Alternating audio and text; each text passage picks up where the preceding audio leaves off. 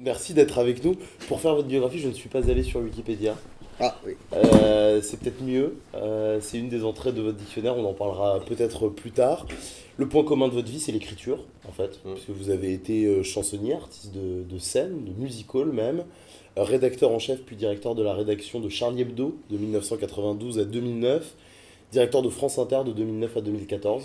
Pendant toutes ces années, vous n'avez jamais cessé d'écrire des romans, enfin des essais d'abord pendant longtemps, puis un premier récit, Tu finiras clochard comme ton Zola, un récit autobiographique, Allegro Barbado, récemment qui s'est Allegro fait- Barbaro, ouais. Barbaro qui est un roman, Mm.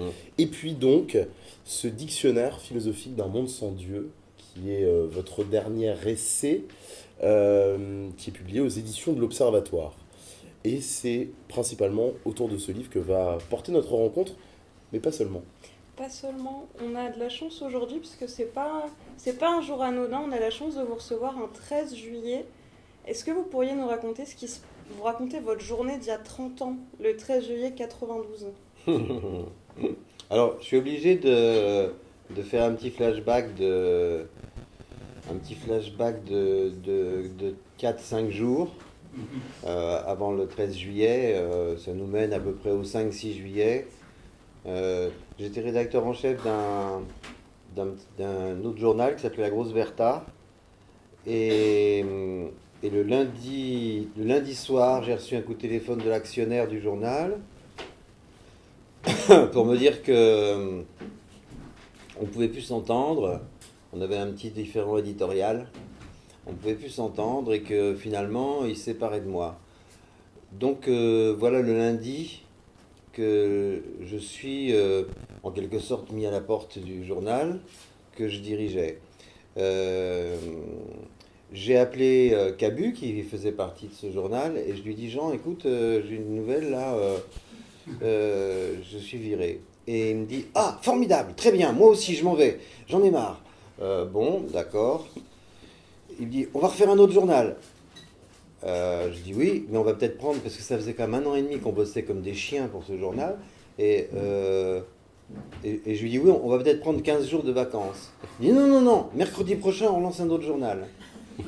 Je dis bah ça nous fait 10 jours, même pas, enfin, parce qu'il faut faire le journal, donc ça nous laisse 3 jours, 4 jours pour faire un autre journal, avec en gros, pour toute fortune, son plan d'épargne logement et le mien.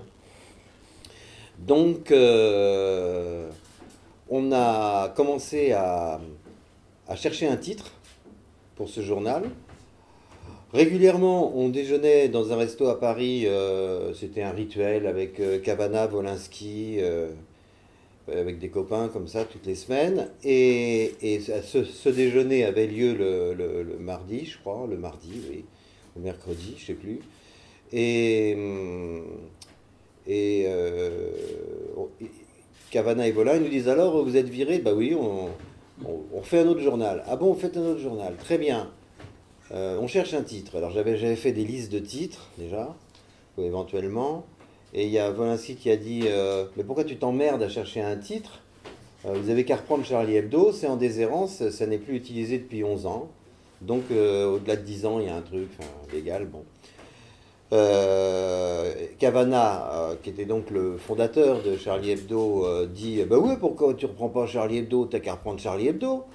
Ça s'est fait exactement comme ça. Et donc, Cabu était tellement content de relancer Charlie, et bon, moi aussi, évidemment. Donc, on a vite cherché des bureaux, des photocopieuses, d'imprimantes, d'ordinateurs. Enfin, on a tout trouvé en 48 heures, à peu près. Le vendredi, tout le monde était au boulot, avenue de l'Observatoire. On a trouvé des trucs, des bureaux, d'une maison publicitaire qui avait fait un peu faillite et qui nous a dit j'ai encore 3 mois de loyer, 2 mois de loyer payés, donc vous pouvez occuper mes bureaux. Donc on s'est installé là-dedans. Des bureaux qui, d'ailleurs, pour l'anecdote, appartenaient à une congrégation religieuse qui est très fréquente dans ce quartier. C'était des bonnes sœurs qui nous louaient les trucs, et qui étaient un peu emmerdées que Charlie Hebdo s'installe là, qui n'étaient pas très très contentes, qui nous ont virés d'ailleurs au bout de 2 mois. parce que c'était incompatible avec la ligne éditoriale du couvent. Et donc, on s'est mis au boulot. L'autre journal paraissait le jeudi, et Cabu dit, on doit paraître un jour avant, le mercredi. Donc, on a travaillé comme des chiens. J'ai appelé les NMPP à l'époque, c'est-à-dire la distribution de la presse nationale. Je les ai appelés, je leur ai dit, écoutez, vraiment, faut brûler toutes les étapes. Il faut que le journal soit dans les kiosques mercredi prochain. Ils ont été super, d'ailleurs, au NMPP. Ils ont travaillé à notre mise en place. On a trouvé l'imprimeur, tout le machin. En un rien de temps, on a fait un journal. Et ce fameux 13 juillet, donc... sortait le numéro 1 de Charlie Hebdo. Voilà ce que j'ai fait le 13 juillet 92. En 30 ans, il s'est passé beaucoup de choses, évidemment. Oui. Comment a évolué pour vous la liberté d'expression depuis ? Alors, je veux juste un détail, c'est que la moitié de la rédaction de l'autre journal a démissionné pour venir avec nous. Voilà, c'est ce qui s'est produit, c'est-à-dire GB... Charb, Ries, Luz, tous ces jeunes gens qu'on avait couvés, pas GB, mais les autres qui étaient tout jeunes, Cabu et moi, qu'on avait fait rentrer, Bernard Maris, qui était oncle Bernard, tout ça, tous ces gens-là ont démissionné pour venir avec nous. La liberté d'expression, elle a mal évolué pendant cette période entre 92 et maintenant. Non pas tant parce qu'on a eu beaucoup de procès, mais ça c'est la vie normale d'un journal, des procès notamment de l'extrême droite catholique qui nous harcelait judiciairement, des procès de Choron qui contestaient la paternité du titre à Cavana, il y a eu un procès qu'on a gagné, etc. Enfin il y a eu beaucoup de procès, mais la liberté d'expression, justement, quand il s'agissait de problèmes éditoriaux et qu'on se retrouvait devant ce qu'on appelle la 17e chambre correctionnelle de Paris, qui est la chambre des affaires de presse, en général, on se rend compte que cette chambre particulière, cette chambre correctionnelle est quand même protectrice de la liberté d'expression. Et encore aujourd'hui. Bon, il y a de temps en temps des petits dérapages, mais en général, c'est une chambre protectrice de la liberté d'expression. Ce qui veut dire que, en France, la liberté d'expression, la liberté de la presse, garantie dès les premières lois qui ont fait de la France une démocratie, c'est-à-dire les lois de 1881, entre la Révolution française et le moment où la France devient une démocratie. Et on passe de 1789 à 1881. C'est-à-dire qu'il faut pratiquement un siècle pour que ça devienne vraiment une démocratie, puisque ce sont les lois sur la presse qui font que la France devient un pays, ce qu'on appelle au sens ancien et noble du terme, un pays libéral. Et elles ont continué. Il y a eu une parenthèse au moment de Vichy, évidemment, mais sinon, les lois sur la presse ont toujours été respectées, plutôt bien interprétées, avec des périodes un peu plus emmerdantes au moment du début du gaullisme, etc. La liberté d'expression était un peu contrôlée, disons, notamment dans les médias de service public par le pouvoir politique. Mais tout ça s'est arrangé, notamment après 68. Bon, en gros, si vous voulez, formellement, la France est un pays où la liberté d'expression règne, et règne particulièrement avec vigueur, parce que la liberté d'expression n'est pas adossée sur des interprétations de la Constitution.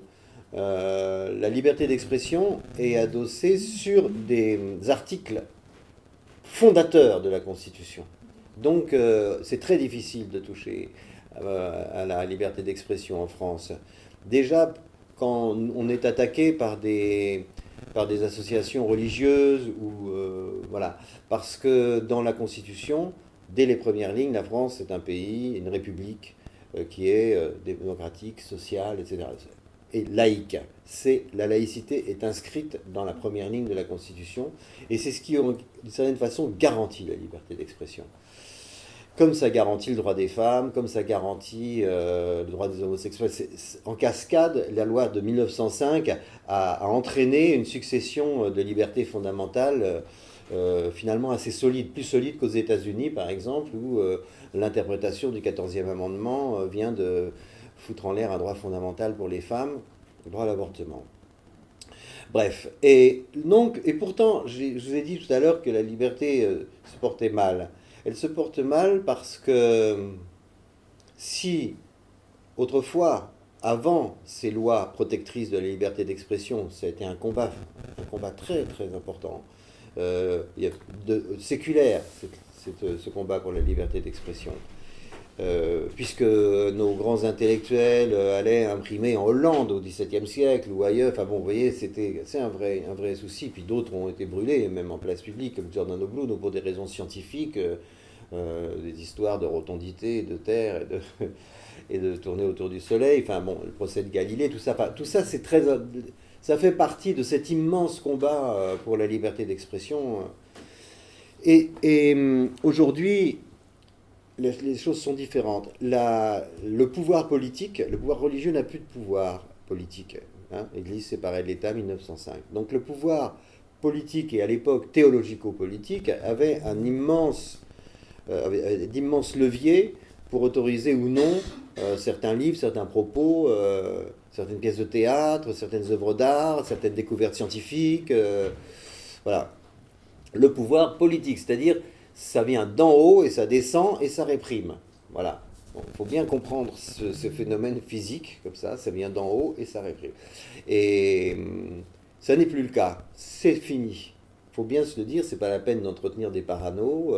On est libre. On est libre. Voilà, c'est comme ça. Après, on utilise plus ou moins bien la liberté, mais on est libre. En tous les cas, on jouit de cette liberté-là. Si ça va mal, c'est que la censure, qui autrefois émanait d'en haut, de la verticalité, la censure aujourd'hui, elle s'exerce par le bas. Elle s'exerce par l'autocensure et par la terreur. Aujourd'hui, il est très difficile de traiter certains sujets dans l'enseignement, à l'éducation nationale, par exemple l'enseignement de la Shoah, l'enseignement de la théorie d'évolution de Darwin, l'enseignement de la guerre d'Algérie, l'enseignement, etc. Les enseignants ont des problèmes, les dessinateurs n'osent pas dessiner certains trucs, donc ils sont sujets à la peur et donc à une censure par la terreur, qui vient non plus du pouvoir mais d'en bas, qui vient de l'intérieur de la population, parce qu'il y a eu des attentats, parce qu'il y a eu des morts, et parce que la pression continue, par le biais des réseaux sociaux, les menaces, les insultes, s'exercent très fort, et les gens qui peut-être oseraient dire certaines choses en d'autres temps, ne le disent plus, ne dessinent plus, ne s'expriment plus. Il y a certains professeurs qui ne font plus certains cours, ou qui les font mal, ou qui biaisent leurs cours. Donc on a un vrai problème de liberté d'expression à cause de la violence qui s'exerce au sein de la société. Mais le pouvoir, alors là, pour donner un exemple que vous allez comprendre tout de suite, là aujourd'hui, je dis ce que je veux. Je peux parler, voilà, je peux me déplacer, et puis je peux m'exprimer en public, etc. Mais parce que le pouvoir me protège. C'est-à-dire que, voilà, il y a des gens ce qui est un peu hallucinant quand on y pense. Mais on est quelques-uns comme ça, en France, on est quelques dizaines de personnes qui peuvent s'exprimer librement grâce au pouvoir politique, quoi qu'il en pense, qui trouve que ce qu'on dit est pertinent ou non. De toute façon, il nous protège, et ce qui nous permet d'avoir une vie normale et nous exprimer normalement. Mais ça n'est pas une situation normale. Oui, c'est pas une situation normale, et beaucoup de gens aujourd'hui ne parlent pas librement, et parfois même ne font pas bien leur métier parce que la liberté d'expression demande de prendre un risque physique. Voilà. On va arriver à ce dictionnaire philosophique d'un monde sans Dieu, Philippe. Je me suis d'abord demandé pourquoi la forme du dictionnaire, et puis parce que c'est une référence évidemment au dictionnaire philosophique portatif de Voltaire. Pourquoi celui de Voltaire avait besoin d'un aggiornamento quelque part Alors, tout modestement, d'abord, Voltaire est un prosateur virtuose. Alors, simplement, il y a des mots qu'il n'a pas pu connaître. Hein. Par exemple, les réseaux sociaux, il n'a pas connu. Bon. Transsexualité, peut-être qu'il y en avait à l'époque, mais ça ne faisait pas l'objet d'un... écologie, tout ça, c'est des mots, c'est des entrées de dictionnaire qu'il n'a pas pu traiter. Son dictionnaire était centré sur la critique des religions en général, de toutes les religions, islam, christianisme, judaïsme. Parce que, en plus, il voulait faire un dictionnaire portatif sur la question de l'expression de la vérité, ou d'une vérité, ou de la réalité en tous les cas. Il travaillait lui-même, il collaborait à l'encyclopédie de Diderot, mais pour énerver un peu Diderot, comme l'encyclopédie faisait 350 kilos, il voulait faire un dictionnaire portatif, qu'on met dans un sac et qu'on emmène avec soi. Et ce dictionnaire est très intéressant, il date évidemment. Et alors il y a un autre petit, pas un détail, mais avec toute l'admiration qu'on peut avoir pour Voltaire, et il le mérite, mais comme beaucoup de philosophes des Lumières, pour expliquer l'univers, il réintroduit la divinité. Alors, il appelle ça le grand horloger. Bon, Rousseau appelle ça la nature, mais c'est toujours Dieu, quoi. Bon, là-dessus, ils sont d'accord. Ils sont d'accord sur pas grand-chose, Rousseau et Voltaire, mais là-dessus, ils sont d'accord. Bon, ils sont d'accord qu'il faut réintroduire un ordre métaphysique. Or, il se trouve que dans l'histoire de la philosophie, il y a toujours eu un courant assez minoritaire qu'on repère déjà dans l'Antiquité avec certains atomistes, Démocrite, enfin bon. Et puis après, un peu plus tard, à l'époque hellénistique avec Épicure, donc d'un siècle ou deux après les présocratiques et Socrate et Platon, et qui, eux, décrivent un monde sans Dieu. C'est-à-dire, ils disent, bon, c'est pas la question.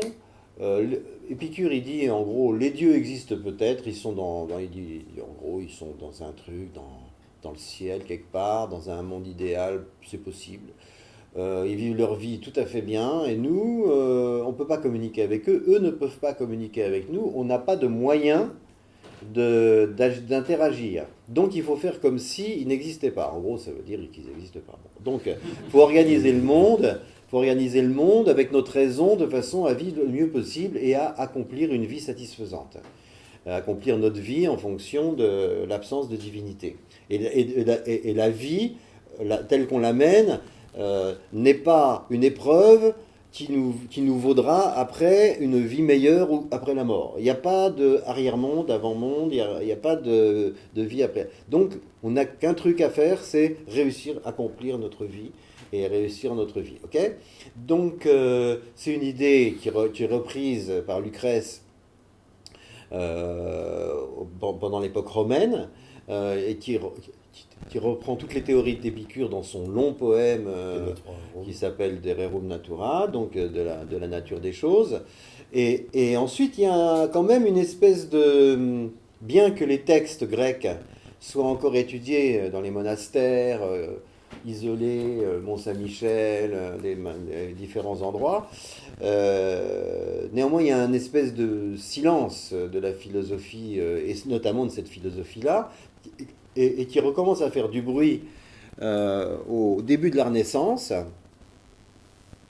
avec toute une pléiade de penseurs, d'artistes, de scientifiques français, anglais, italiens, notamment, Hobbes, Machiavel, et puis, à mon sens, celui qui synthétise tout et qui est de façon absolument géniale et qui continue à rayonner dans la pensée, quoi qu'on en dise, qui est Montaigne.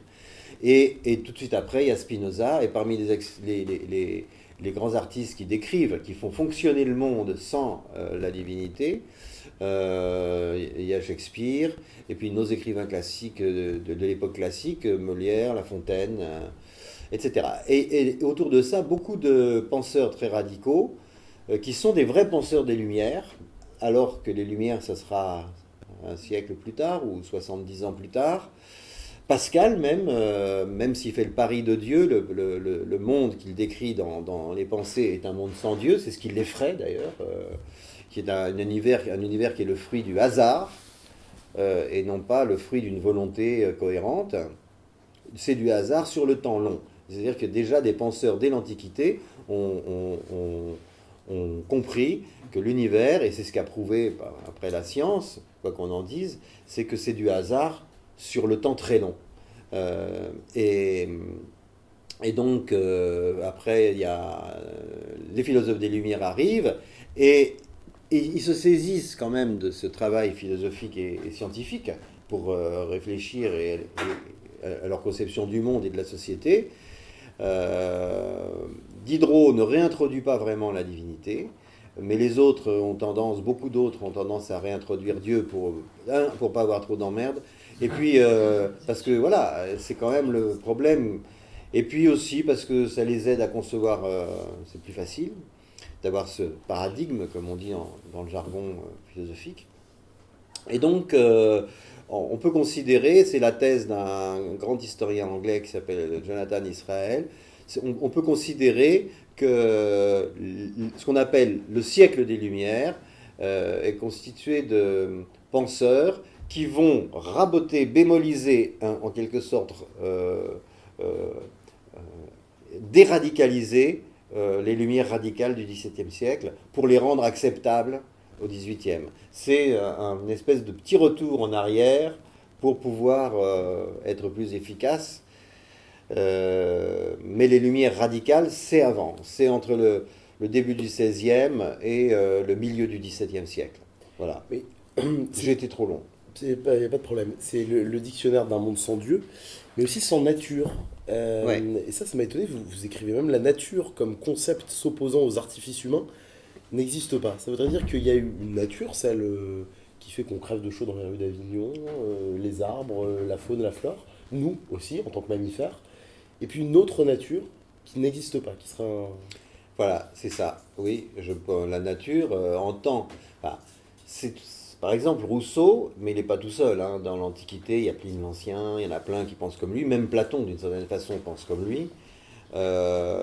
Que la nature est un ordre parfait, que l'homme vient déglinguer, dérégler. Ce qu'on entend aujourd'hui à la télé, dans les journaux, les collapsologues, les écologistes radicaux, le maire de Grenoble, enfin bon là. Et donc l'homme est un facteur de destruction et d'impureté, qui vient dérégler un ordre parfait qu'est la nature. Or, c'est délirant, il n'y a pas d'ordre parfait. La nature, parce que il y a beaucoup de gourous, mais aussi de penseurs et de politiques, et Rousseau d'ailleurs en fait partie, un peu les trois, et qui disent la nature a quelque chose à nous dire et à nous apprendre. Mais la nature, c'est le fruit du hasard. Si on observe, évidemment, une nature, si vous allez en Toscane, vous voyez comme les petits villages avec les cyprès, des beaux jardins, des trucs, c'est magnifique, une petite église là. C'est vrai que la nature est sublime, sauf que c'est pas la nature. C'est parce que l'homme y a mis la main et a dessiné quelque chose, et a conçu quelque chose. Si vous allez là où la nature n'a jamais vu l'homme, vous allez vite vous tirer, hein, parce que c'est plein de bestioles, de trucs qui pourrissent, de machins qui piquent, c'est un désordre absolu. Ce n'est qu'un gigantesque mouvement de pourrissement et de trucs qui reviennent, on ne sait pas trop comment, au gré du hasard génétique que décrit Darwin d'ailleurs. Parce que la preuve, en quelque sorte, et qui n'a jamais été contredite depuis d'ailleurs, que tout ça est fruit du hasard, c'est aussi Darwin et la théorie d'évolution. Donc la nature n'a rien à nous apprendre, n'a rien à nous apprendre. En tant que concept philosophique, la nature n'existe pas. Elle n'existe pas. Elle n'a rien à nous dire. On a quelque chose, nous, à faire avec. Si vous voulez, il n'y a pas dans l'univers, enfin, ce qui nous concerne dans notre réalité, deux choses qui se seraient séparées, c'est-à-dire la nature, qui est bonne, bon, et l'artifice, qui est mauvais, et qui est le fruit de l'humanité. Ça n'existe pas. Ou alors tout est artifice ou tout est nature. Mais moi je veux bien qu'on dise que tout est nature parce que nous sommes la nature. Et quand on fabrique un gobelet en plastique, c'est toujours de la nature. Il n'y a rien qui ne soit pas de la nature. La nature, c'est la totalité de la réalité, y compris la façon de tordre les bouts de ferraille pour faire un tabouret, y compris tout ça, c'est la nature. On n'est rien d'autre. Notre cerveau, si on considère que la nature, c'est la totalité de la réalité, il n'y a pas d'artifice. La notion d'artifice, ou alors on peut aussi dire le contraire, ce qui revient exactement au même, c'est-à-dire que tout est artifice, puisque tout est fruit du hasard, tout s'est noué sur le temps long de façon hasardeuse, donc artificielle d'une certaine façon, et tout est artifice. Moi, je serais plutôt pour dire que tout est artifice, ou tout est nature. Mais il n'y a pas d'un côté la nature. Par exemple, on dit l'artificialisation des sols, on met du béton, machin. C'est la nature. C'est ce que l'homme fait, et l'homme, c'est la nature. Donc, c'est quand même l'activité humaine qui conduit, par exemple, à réchauffer le climat, à faire que Venise disparaîtra peut-être dans 50 ans et que notre planète sera invivable. Oui, mais c'est la nature. C'est un phénomène ou naturel ou un phénomène artificiel, mais il n'y a pas de différence entre l'artifice et la nature, parce que nous sommes pas autre chose que dans la continuité. Et d'ailleurs, ça a été un des problèmes quand Darwin a trouvé, quand Darwin a élaboré la théorie de l'évolution, d'après ses observations, on connaît son voyage, là, en Amérique du Sud, tout ça, bon. Quand Darwin fait ses découvertes scientifiques, il met 10 ans à les publier. Parce qu'il sait que ça va être épouvantable, que ça va être un choc, un scandale, équivalent à celui de Galilée pour le géocentrisme. Donc, il met 10 ans, et s'il publie, c'est qu'il y a un autre penseur qui est arrivé presque aux mêmes conclusions. Donc il s'est dit, bon, il faut que j'y aille là maintenant, ça va sortir, et en plus l'autre, il n'est pas trop fiable, il va dire des conneries. Donc, il a compris le truc. D'ailleurs, cela dit, même 3 siècles avant, il y avait des gens qui avaient commencé à comprendre, parce que Montaigne, dans un des essais, il dit en gros un truc comme dit Darwin. Simplement, il n'a pas fait les observations scientifiques comme Darwin. Et donc, Darwin finit par publier, et finalement, ce qui fait scandale, c'est qu'il montre qu'il n'y a pas de rupture, qu'il y a une continuité entre l'homme et l'animal. Alors qu'avant, on pensait qu'il y avait un saut métaphysique. Et d'ailleurs, comment il s'appelait le type qui a failli doubler Darwin, j'ai oublié son nom, enfin qu'importe, lui, précisément, il arrive aux mêmes conclusions que Darwin, mais quand il arrive à l'homme, il dit « Ah oui, mais là, il y a la main de Dieu. Il y a la main de... On lui donne la conscience, le libre arbitre, le machin, etc. Il y a une volonté organisatrice, alors qu'il n'y en a pas de volonté organisatrice. Penser le monde sans volonté organisatrice, c'est une conversion beaucoup plus difficile à faire que croire en Dieu. Croire en Dieu, c'est facile. Ne pas y croire, c'est un sacré boulot. Parce que ça veut dire... oui, bon. Donc, ce saut métaphysique, comment il s'appelle, Laurence, ou je ne sais plus comment je ne me rappelle plus du nom du gars. Bon. On verra sur YouTube. Darwin, il dit non. Il n'y a rien qui dit ça. Non. Donc, si vous voulez... l'homme doit encaisser, en l'espace de 4 siècles, 3 deuils fondamentaux. Le premier deuil, c'est Copernic, Galilée. La Terre tourne autour du Soleil, etc. Et n'est pas le centre de l'univers. Donc, premier deuil, on n'est pas le centre de l'univers. Donc, blessure narcissique et refus de l'Église de le reconnaître. L'Église, à l'époque, a refusé de le reconnaître, mais elle est revenue sur son erreur. Mais vous savez quand elle est revenue sur son erreur? C'est Jean-Paul II qui a dit oui, finalement Galilée avait raison. Bon, donc ok. Donc oui, non, mais c'est parce que ça met ça ébranle tout l'édifice organisateur, tout le récit organisateur de l'Église, qui est le récit qui organise la vie en société des gens. Les gens, ils vivent en société parce qu'ils croient au même récit. Donc, bon, là, bon, voilà. Donc, premièrement, ils ne sont pas au centre de l'univers. Blessure narcissique. Deuxième grande blessure narcissique, Darwin, évidemment, puisque l'homme est un animal. L'homme n'est pas une bête, mais c'est un animal. Il a conscience d'avoir conscience, il a conscience qu'il va mourir, donc il est créateur, il sait qu'il doit accomplir sa vie de telle façon, etc. Voilà, bon. Et troisième grande blessure narcissique, c'est Freud, découverte de l'inconscient, où il dit, en plus, je ne suis pas libre. Parce que mon inconscient me fait faire des lapsus, me fait faire des conduites, après tout, quand je regarde après, je me dis pourquoi j'ai fait ça, donc voilà, on n'est pas lié. Donc ces trois grands enseignements, en quelque sorte, nous obligent à dire une chose très importante, puisqu'il est question de la liberté, c'est ce que dit d'ailleurs Spinoza dans l'éthique, il dit on n'est pas libre. Voilà, vous avez compris, tout est déterminé. On n'est pas libre du tout, du tout, du tout. Et l'homme est d'autant moins libre qu'il croit qu'il est libre. Plus il croit qu'il est libre, moins il est libre. Alors, il croit que dans la nature, en liberté, tout nu, courant à travers les herbes pour attraper des lapins, les manger, etc., c'est l'ultime liberté. Mais pas du tout, puisqu'il n'y a pas un instant de liberté dans la nature. Puisque tout est consacré à la lutte pour la survie, le rut, la chasse, la satisfaction des instincts, et donc et surtout la protection de soi. Donc il n'y a pas un moment de liberté dans la nature pour l'animal et pour l'homme non plus. La liberté. Donc si l'homme pense qu'il est libre, il n'est pas libre. S'il apprend par Galilée, par Darwin, par Freud et par son expérience personnelle et par sa réflexion qu'il n'est pas libre fondamentalement, il n'est pas libre. Parce qu'il vit dans un univers déterminé, des enchaînements, des faits et de causes.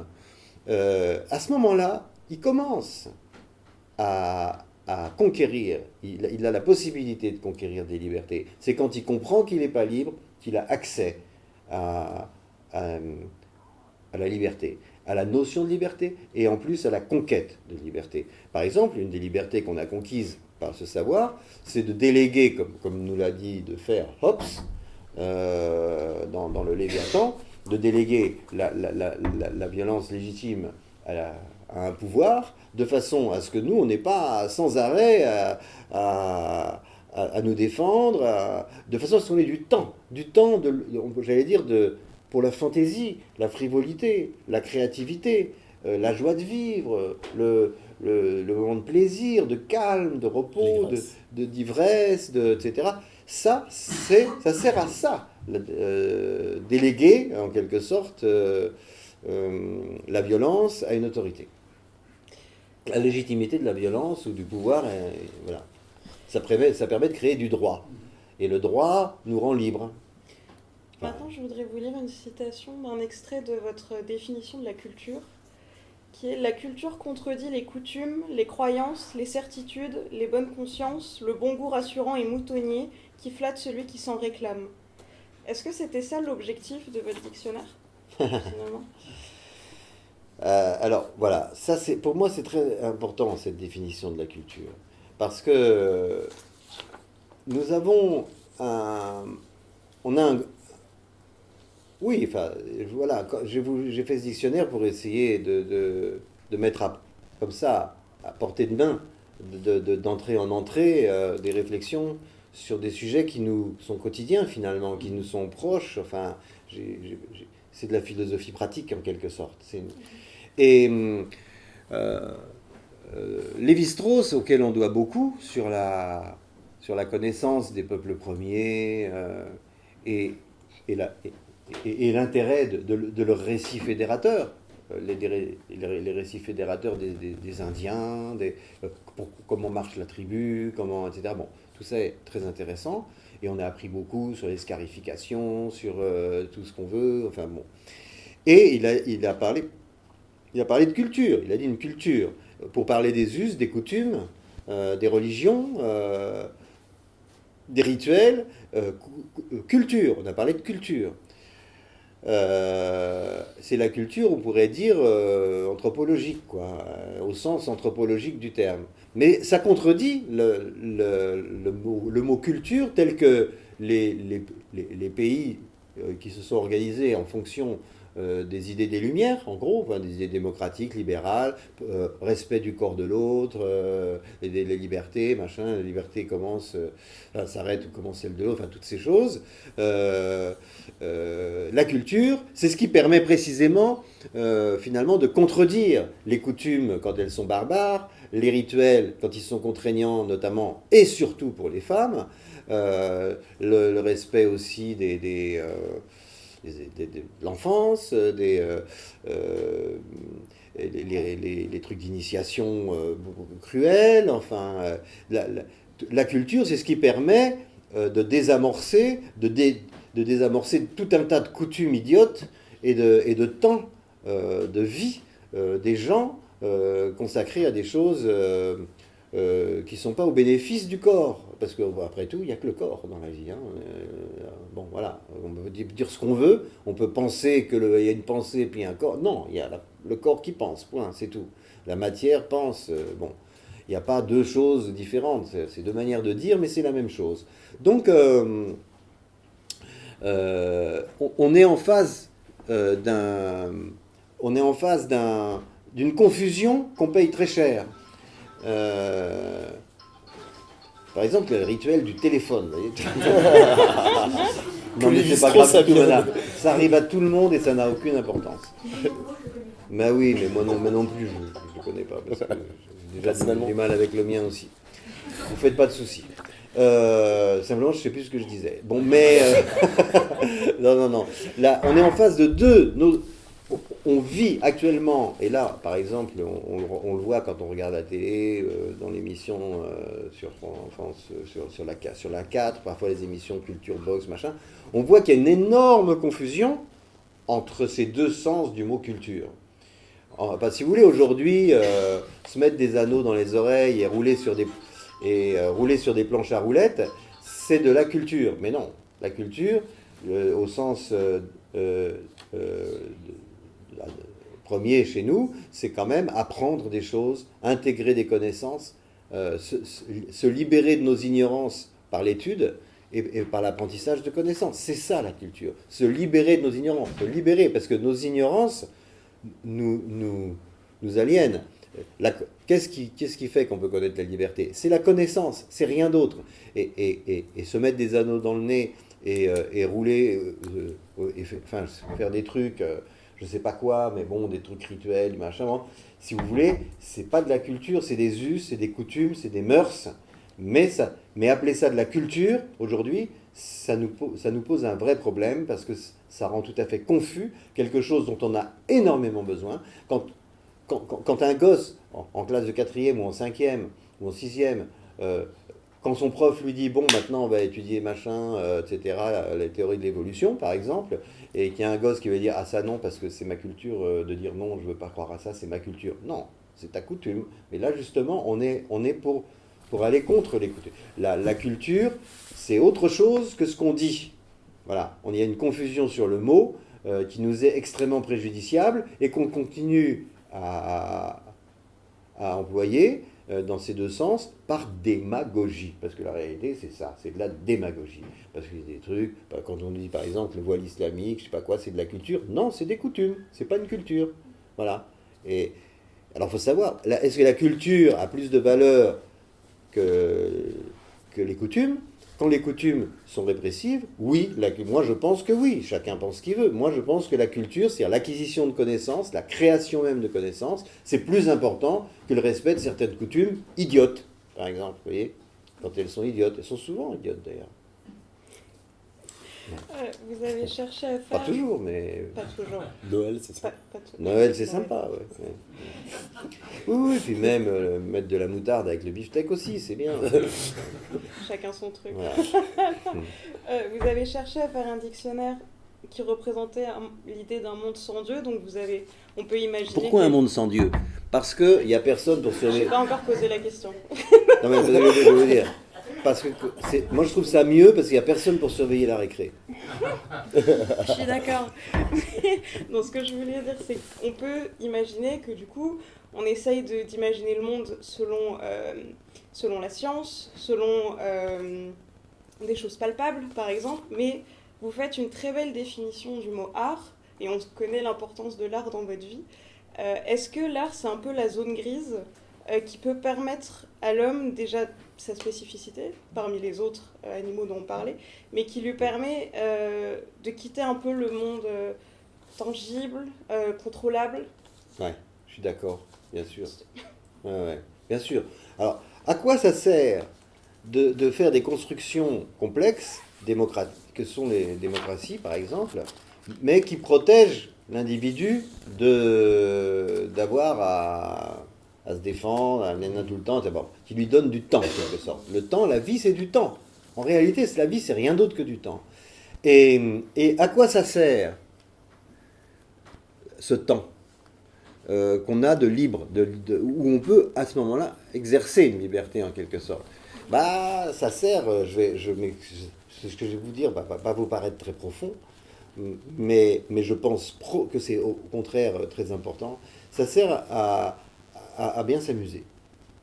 Ça sert à être heureux, ça sert à s'émerveiller, ça sert à être dans l'étonnement de la création artistique, dans la frivolité. Ça transforme la sexualité. Ça fait que dans la sexualité, il y a de l'érotisme, par exemple. C'est du temps, l'érotisme. C'est des tas de domaines où quelque chose qui n'est pas tout à fait raisonnable, mais en réalité, la raison peut très bien s'en accommoder, mais c'est des choses intuitives aussi, c'est des choses qui nous échappent. C'est quelque chose... À quoi ça sert de faire des sociétés où on aménage, assez complexe, où on aménage de la liberté pour le corps, hein, de la vraie liberté pour le corps. Après, il fait ce qu'il veut, il continue à être aliéné s'il veut, mais on aménage une liberté. Eh bien, cette liberté, elle sert à une certaine frivolité, qui est très importante, à une capacité d'étonnement, à une capacité d'émerveillement, et soi-même d'imagination, de créativité, de choses peut-être futiles, de fantaisie. Je pense que ça sert à ça, les sociétés démocratiques. Parce que c'est ces moments de jubilation dont la raison n'est pas toujours extrêmement noble. La jubilation, elle peut venir de la contemplation de la Sainte-Anne de Léonard de Vinci, ou de la vue de Delphes de Vermeer, ou d'une pièce de Shakespeare, ou d'un livre de Montaigne, mais elle peut venir mais aussi de bêtises, c'est pas grave. Vous voyez, de choses simples, de conneries, de trucs qu'on voit, de plaisanteries entre amis, toutes ces choses sont dans la même bijouterie humaine, dans la même joaillerie humaine, c'est le trésor humain, si vous voulez. C'est pour ça qu'on vit, parce que si on ne connaît pas ça, on ne connaît pas la vie, en quelque sorte. Sauf si on pense qu'il faut être très vertueux pendant la vie pour pouvoir être heureux après la mort. Mais si on a un doute, et certains d'entre nous ont un doute sur cette récompense de la vertu, eh bien, dans ces cas-là, il faut être clair avec ça, d'une certaine façon. C'est ce que j'ai essayé de faire dans mon livre, de montrer que à quoi ça sert tout ça. Ça sert autant qu'il est possible à être heureux, à connaître de la joie, à connaître de l'intérêt, de l'étonnement, être sensible à l'humour, qui sont des vrais plaisirs énormes. Et si on n'a pas connu ça, ou même l'admiration des choses de la nature, là en l'occurrence, quand elle nous... Voilà, mais quand vous regardez la nature, vous cadrez, hein, vous ne regardez pas l'ensemble de la nature. Quand vous regardez la nature, vous êtes un cadreur, comme un cadreur de cinéma. Vous regardez ce que vous trouvez beau. Et vous avez raison, vous êtes comme un peintre, avec vos yeux, vous regardez quelque chose. Dans ce cas-là, oui, la nature, moi je veux aussi regarder vivre un animal, c'est magnifique. Voilà. Alors, la littérature, ça fait partie donc de ces choses qui... Ouais. quand même font que la vie vaut le coup d'être vécue. Et pourtant, il y a Un littéraire, oui. assez peu d'entrées d'écrivains dans ce dictionnaire. J'ai été Très étonné, peu, je trouve ouais. qu'il y a Céline, pour une raison bien particulière d'ailleurs, il y a Zola et il y a Colette. Alors ça m'intéressait de savoir pourquoi Colette, qu'une écrivaine un peu oubliée, puis tellement lue peut-être, avait sa place dans ce dictionnaire. Et pas exactement pour le contraire, pour la raison inverse de celle où j'ai voilà, où j'ai mis Céline. Céline, pour moi, c'était un exemple d'écrivain. Bon, alors, chacun ses goûts, je n'en veux à personne d'aimer Céline, mais je pense que c'est une maladie française. Mais bon, j'aime pas Céline. Alors, on va dire oui, parce qu'il est antisémite, ça. Oui, c'est vrai. Bon, et qu'il est odieux, il a fait des choses absolument épouvantables dans sa vie. Ok. Mais si on oublie tout ça et qu'on regarde le texte, il passe son temps à pleurnicher sur l'état des choses et sur le monde. Et sur lui. Je suis un type formidable, j'ai fait des trucs, je suis celui qui est mieux écrire et tout le monde me chie dessus, je suis un pauvre gars, il parle comme ça, c'est une j'avais content. Moi j'ai horreur des écrivains qui pleurnichent.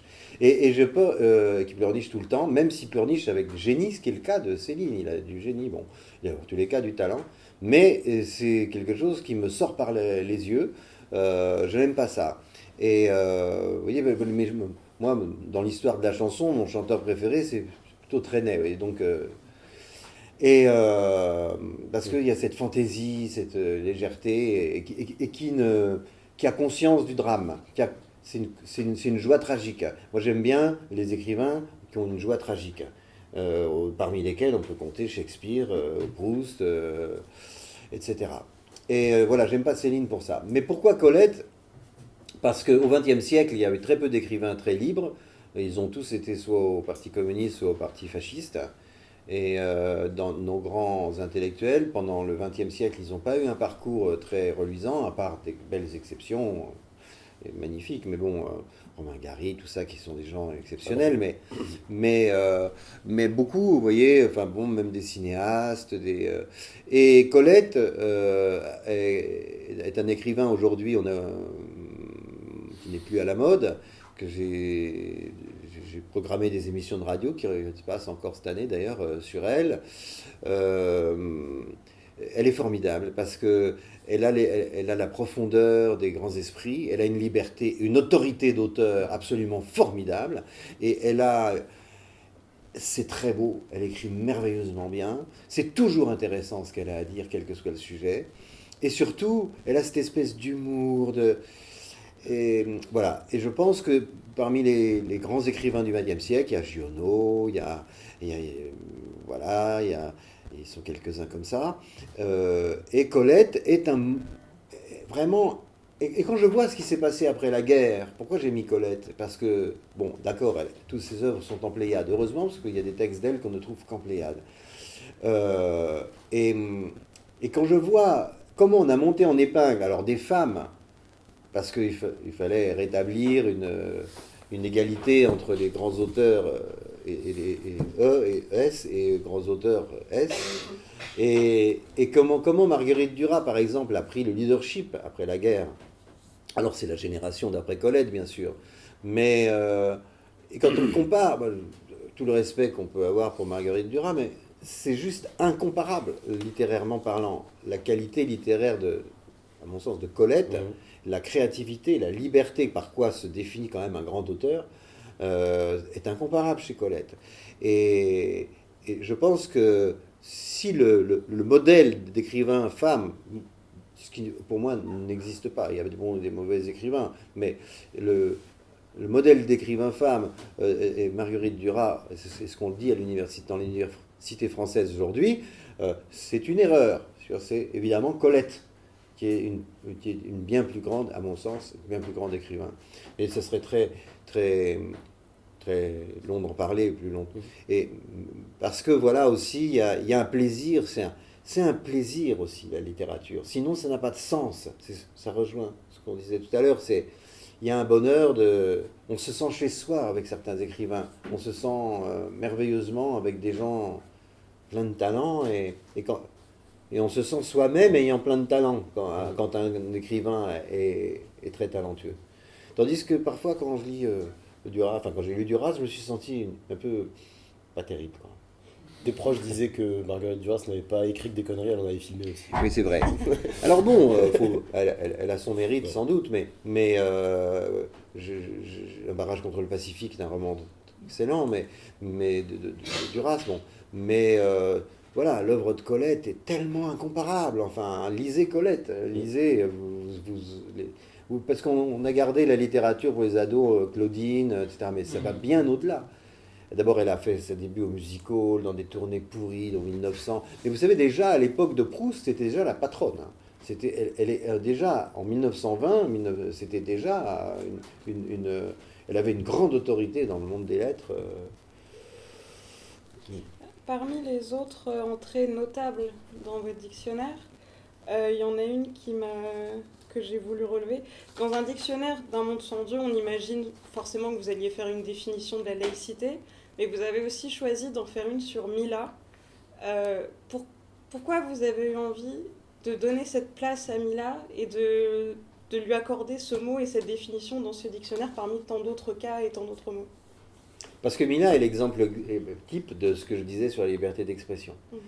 Il y a des petits gars de culture musulmane qui l'ont fait chier parce qu'elle avait une jupe courte et qu'elle disait qu'elle était homosexuelle. Ok, donc ils l'ont menacée et tout, et elle a répondu, bah ta religion, je me la fous au cul. Bon, c'était la moindre des choses quand même, hein. Et elle a plus de vie, quoi. Ça fait des années que ça dure, elle a plus de vie, quoi. Et voilà par où s'exerce la terreur dans la société par en bas, notamment par les réseaux sociaux, qui est une révolution anthropologique dont je ne sais pas si la démocratie va ressortir vivante. On a une série pour terminer des journées déjà à la bourre, Merde. mais c'était bien de vous laisser parler. La transition est un peu violente du coup, mais on va parler de l'été. Bah ouais. On pose quelques questions à tous nos invités aujourd'hui. Est-ce que vous pourriez choisir un lieu ou une ambiance d'été dont vous aimeriez nous parler? Un lieu ou une ambiance d'été. C'est un fantasme ou ou dans la réalité? C'est vous qui choisissez. Bah moi l'été, en général, je vais dans j'ai une maison dans la Drôme où je m'installe. J'ai une grande baie vitrée devant mon bureau, j'ai l'horizon, machin, et je bosse, normalement. Exceptionnellement, cet été, je fous rien. Mais tous les étés, pour moi, c'est un bonheur. Je suis dans l'écriture toujours d'un bouquin, tout le temps. Et voilà. Donc cette année, ce n'est pas le cas, mais c'est mon endroit idéal, c'est là où je suis bien. Il y a un piano à côté de moi, donc quand j'en ai marre d'écrire, je joue du piano. Pour moi, c'est la vie. Je m'occupe de mon fils, tout le monde. Et c'est une vie rêvée, quoi. Après, au bout d'un moment, la ville me manque parce que la nature m'emmerde. Mais On l'a bien compris. mais dans la nature, de temps en temps, j'aime bien. Je trouve ça sympa.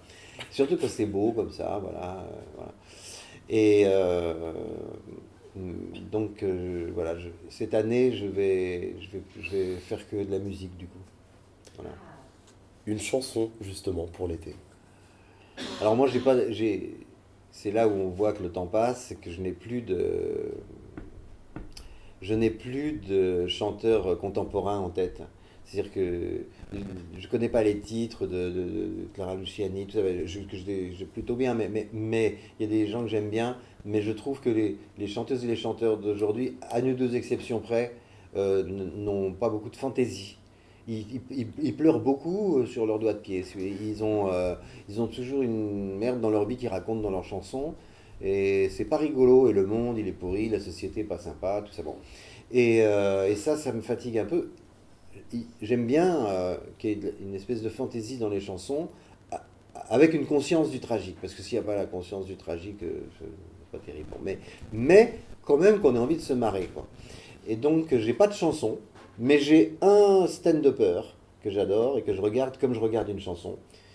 C'est sur Netflix, ça s'appelle Supernature et c'est Ricky Gervais. Et ça, pour moi, c'est une chanson. Vous en parlez dans le... Ah oui, c'est une de mes idoles. de Ricky Gervais. Ouais. Ça m'a étonné que vous... C'est une de mes idoles, ouais. Je vais même peut-être écrire un livre sur lui. Voilà. C'est un projet. Est-ce que vous auriez une lecture d'été à nous parler? Alors, en ce moment, j'ai beaucoup lu Balzac, la comédie humaine. J'ai l'impression d'avoir tout lu au fil avec les années. Mais pour en avoir le cœur net, je le relis la comédie humaine dans l'ordre en ce moment. Donc c'est pas un livre, c'est plusieurs. Mais donc j'en suis au 3e tome de la Pléiade et j'arrive pas à décrocher. Je suis là, je suis en train de finir le Père Goriot que je lis pour la 3e fois. Celui-là, je l'avais déjà lu 2 fois. Bon. Mais et puis voilà, c'est ma lecture d'été. Parce que si vous voulez, c'est les Anglais, ils ont Shakespeare. Les Italiens, ils ont Dante. Les Espagnols, ils ont Cervantes. Les Grecs, ils ont Homère. Et nous, on a Balzac. Alors, on a Victor Hugo, on a Molière, mais on a Balzac. Il faut comprendre, il faut lire Balzac pour voir à quel point il y a un humour formidable, comme chez tous les génies, parce qu'il n'y a pas de génie sans humour. Un génie sans humour, ça n'existe pas. Et donc, il a du génie. Il raconte quelque chose de notre société. Il a une vision incroyable sur ce qu'on va devenir. Il précède Nietzsche d'une façon incroyable. Et il est absolument. C'est un très très grand journaliste, très grand romancier, un poète formidable. Il est intéressé au monde scientifique. Il connaît des trucs incroyables. Et en l'espace de quelques années, parce qu'il meurt jeune, il fait une œuvre qui est aussi incroyable que celle de Jean-Sébastien Bach en musique. Et j'ai regretté beaucoup de ne pas avoir le temps ni la place de faire un grand... Parce qu'en fait, c'est Balzac. J'aurais aimé faire une entrée énorme sur Balzac. T'as dit que tu as des écrivains? Non, mais je voudrais parler de Balzac parce que c'est au cœur de notre... ça, c'est vraiment de notre culture française, mais pas que française, mais c'est vraiment l'écrivain le plus stupéfiant, le romancier le plus stupéfiant que j'ai jamais lu. Donc je suis dedans, là, voilà, je navigue à l'intérieur de la comédie humaine. Un mot pour l'été. Frivolité. Un plat d'été. Moi, je suis très, comment dire, tomates, pâtes, oui, voilà. Un truc pas cuisiné avec de la tomate. Pour l'été, hein. L'hiver, non, mais... Tomate voilà. mozza, soupe de tomate. Oui, soupe de n'importe quoi. Peut-être, oui, enfin comme tout le monde, quoi. Des trucs un peu grillés rapidement pour pas s'emmerder. Et on se régale et on boit un truc frais qui nous fait rire. Et puis enfin, parce qu'on est à Avignon, quand même, une émotion de spectateur. Pas forcément à Avignon d'ailleurs, mais une émotion de spectateur de théâtre. Eh ben, une des dernières grandes émotions que j'ai eues au théâtre, il n'y a pas longtemps, mais vraiment incroyable, c'est au Bouffe du Nord. Il y a une troupe je sais pas combien ils sont, 10, 12, je sais pas à peine, musiciens compris, chanteurs, musiciens compris, et qui jouent la Traviata de Verdi. Et il y a un accordéon, bon, il y a une contrebasse, il y a un piston, enfin, et Alfredo, il joue du piano, il accompagne la Traviata, enfin, c'est un spectacle, je ne sais pas si vous pouvez voir s'il y a des captations, mais c'est bouleversant. Et c'est très très beau, vraiment. Déjà la Traviata c'est beau, les musiques sont... Ils jouent vraiment la partition. Et la comédienne, c'est une comédienne du français qui chante la Traviata, qui chante la partition. Je ne sais pas si vous voyez la difficulté vocale de cette partition qui est monstrueuse. Enfin, c'est Verdi, quoi. C'est difficile à chanter, vraiment. Ça demande c'est la petite, toute maigre Judith Chemla qui fait la Traviata. Et dès qu'elle commence à chanter le premier air, on a l'impression qu'on est avec Edith Piaf, quoi. On a l'impression que là, tout d'un coup, il y a un truc, on a les larmes, on a les draps. Donc, elle joue divinement. Ils jouent tous bien, d'ailleurs. Et elle est incroyable. Enfin, donc, S'il rejoue de temps en temps ce truc-là, je sais qu'il le rejoue de temps en temps, ne loupez pas ça, c'est formidable. Voilà. Merci infiniment, beaucoup. Philippe Val. On retrouve votre livre à la sortie à notre librairie éphémère. Il n'y a plus beaucoup d'exemplaires restants. Et puis la dernière conversation d'été à 20h15 avec le poète Éric Poindreau. Voilà, merci beaucoup. Merci Philippe.